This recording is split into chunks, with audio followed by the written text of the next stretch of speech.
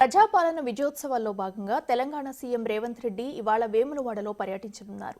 మొదట సీఎం 10 గంటలకు వేములవాడకు చేరుకుని అక్కడ శ్రీ రాజరాజేశ్వర స్వామి వారిని దర్శించుకుంటారు.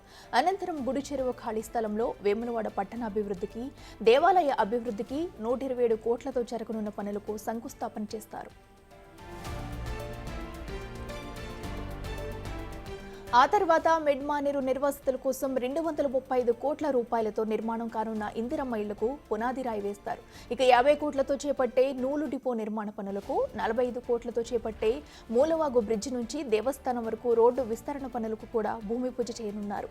ఆ తర్వాత 166 కోట్లతో చేపట్టే వైద్య కళాశాల, హాస్టల్ బ్లాక్ నిర్మాణ పనులకు, 35 కోట్లతో చేపట్టే అన్నదాన సత్రం నిర్మాణ పనులతో పాటు మరిన్ని పనులకు శంకుస్థాపన చేయనున్నారు.